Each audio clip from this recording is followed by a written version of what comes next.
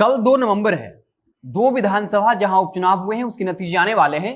और पूरे देश की मीडिया के साथ साथ पूरे देश भर के लोगों की नजरें टिकी होंगी जो राजनीति में दिलचस्पी रखते हैं, क्योंकि वो इस बात के महत्व को समझ रहे हैं कि कल का जो चुनाव परिणाम आएगा वो बिहार की सियासत के साथ साथ देश की सियासत की दशा और दिशा तय करेंगे। बता दें कि आज आरजेडी कार्यालय के मुख्य द्वार पर ताला लगा हुआ था, ताला जड़ा हुआ था, जिसके बाद राजनीति जो है वो बिल्कुल गर्म हो गई। जेडीयू ने कह दिया कि तेजस्वी यादव रणछोड़दास है। आरजेडी को इस बात का आभास हो गया है कि दोनों सीटों पर जेडीयू भारी मतों से जीतने वाली है, इसलिए उन लोगों ने आत्मसमर्पण कर दिया है। साफ तौर पे तंज करते हुए कहा लालू यादव बिहार आते रहे और लोगों को जंगल राज की याद दिलाते रहे, और साफ तौर पे कहा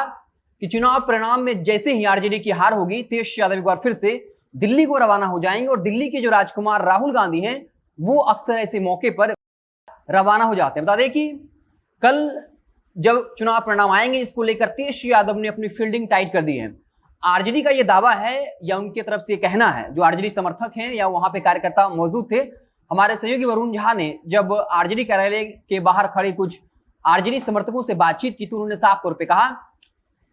कि पिछले कई दिनों से लगातार आरजेडी के नेता चुनाव प्रचार में लगे हुए थे, इसलिए एक दिन का रेस्ट दिया गया है, क्योंकि कल जब गिनती होगी तो वो पूरे मुस्तैदी के साथ खड़े रहे। आपको बता दें कि तेजस्वी यादव शनिवार को आरजेडी कार्यालय पहुंचे थे और वहां एक मॉनिटरिंग सेल का गठन किया गया है। मॉनिटरिंग सेल का मतलब हुआ कि एक ऐसा सेल, एक ऐसी टीम जो कल जब काउंटिंग होगी तो उसकी नजरें वहां टिकी होंगी ताकि वहां पर किसी तरह की धांधली ना हो पाए। और बाकायदा तेजस्वी यादव ने साफ तौर पर कह दिया है कि अगर इस बार कोई गड़बड़ी होती है तो उनका हेलीकॉप्टर भी तैयार है। इस बार किसी भी सूरत हाल में कोई भी गड़बड़ी बर्दाश्त नहीं करेंगे। और बाकायदा इसी को ध्यान में रखते हुए तेजस्वी यादव ने चुनाव आयोग से 2 मांग रखी थी। पहली मांग ये थी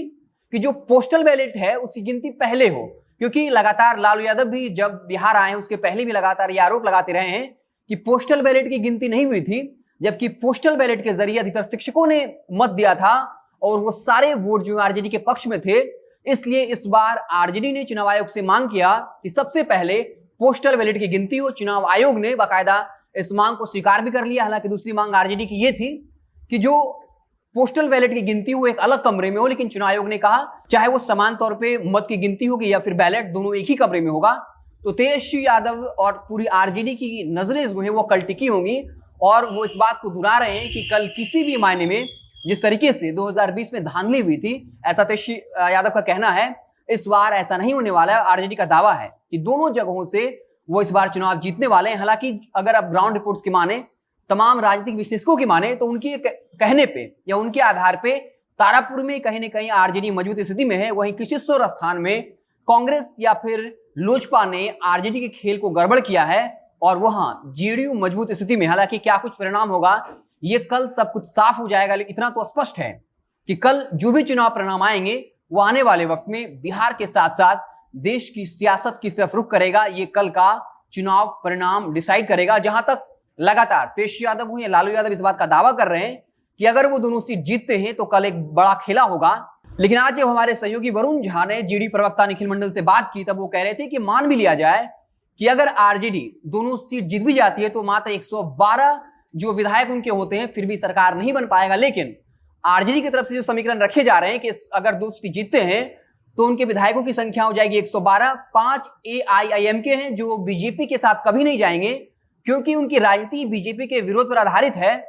तो विधायकों की संख्या हुई 117। वहीं एक निर्दलीय विधायक यानी 118 और इसके अलावा जीतन राम मांझी पार्टी के 4 विधायक हैं। अगर वो महागठबंधन के खेमे में आ जाते हैं तब संख्या हो जाएगी 122, यानी बहुमत जो है वो हासिल कर लिया जाएगा। उसके बाद जेडीयू या फिर बीजेपी में यादव समुदाय के नेता हैं, विधायक हैं या फिर अति पिछड़ा समाज से हैं, अगर वो रिजाइन कर देते हैं तब आरजेडी सबसे बड़ा दल होने के नाते सरकार बनाने का दावा विधानसभा में रख सकती है। और साफ तौर पे कुछ लोग ये भी कह रहे हैं जीतन राम मांझी महागठबंधन के खेमे में आ सकते हैं, क्योंकि अगर नीतीश कुमार जो बार बार ये कहते रहे कि मिट्टी में मिल जाऊंगा लेकिन भाजपा में नहीं जाऊंगा,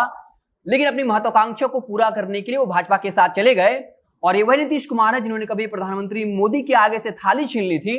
तो फिर जीतन राम मांझी अपनी महत्वाकांक्षा को पूरा करने के लिए क्यों अपना पाला नहीं बदल सकते हैं। जीतन राम मांझी जो वक्त वक्त पे लगातार अपनी बागी तेवर को दिखाते रहते हैं और पिछले ही महीनों राज्यपाल कोटे से विधान परिषद सीटें दी गई थी और उस वक्त जब जीतन राम मांझी के खेमे में एक भी सीट नहीं आई थी, उस वक्त हम पार्टी ने बाकायदा बगावती रुख अख्तियार किया था, नीतीश कुमार को की आलोचना की थी। तो इसमें कोई बड़ी बात नहीं है कि जीतन जी को अगर कुछ बड़ा ऑफर मिलता है तो वो अपना पाला बदल सकते हैं। और इसी समीकरण के आधार पर लालू यादव लगातार ये दावा कर रहे हैं कि अगर आरजेडी दोनों सीट जीतती है तो इस बार भगदड़ मचना तय है। तेज यादव भी कह रहे हैं कि बिहार में खेला होगा, लेकिन